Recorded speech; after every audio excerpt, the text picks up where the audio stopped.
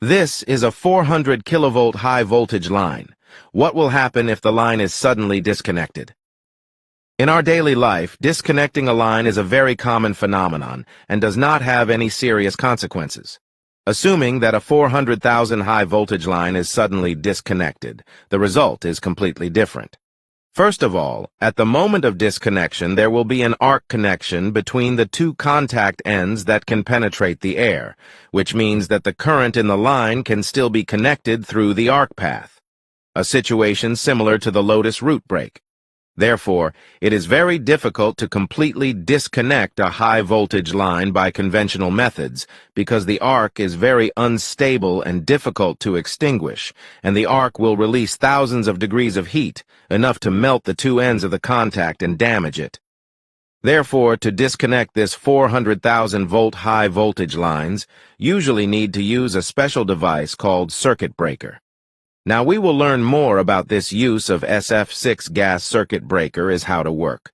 All three-phase circuits are of the same construction, with the main line running down from above, passing through an internal connector and out from there, and the mechanical part of the circuit breaker controlling the circuit is just below the line, and its internal connections are shown in the diagram.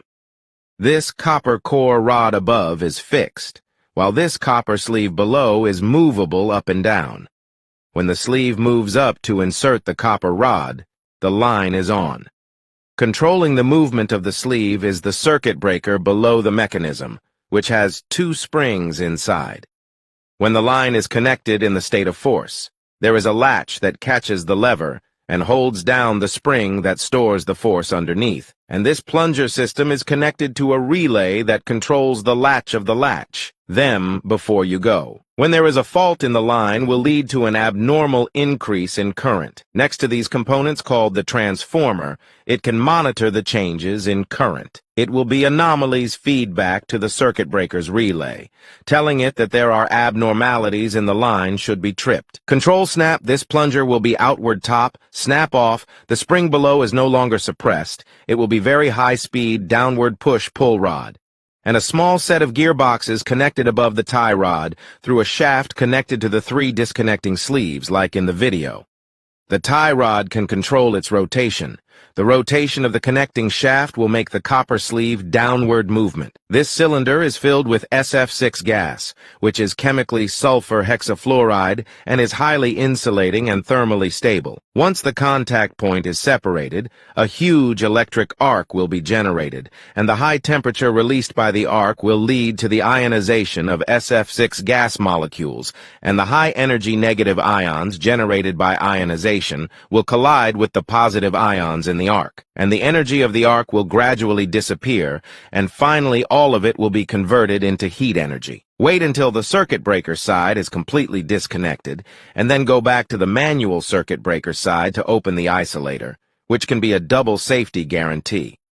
The sudden disconnection of such a powerful line will result in a high-speed flow of current that will backfire from the circuit breaker's contacts, and the abnormally high current may cause damage to subsequent electrical equipment, such as transformers or generators. That's why high-voltage transmission lines are not randomly disconnected, unless there is a sudden and significant situation. Of course, some lines are equipped with measures to redistribute the current load to cope with such sudden disconnections. It is not easy to reconnect a disconnected line because the spring force has been released, so to reload the spring, you must utilize to the back of this motor. The time it takes for the circuit breaker to open and close is actually very short, usually done in about 50 milliseconds. And this gas pressure gauge is what monitors the SF6 gas in the cylinder above, and has to be replenished when the pressure is found to be low. Thanks for watching. Like, comment, share, and follow.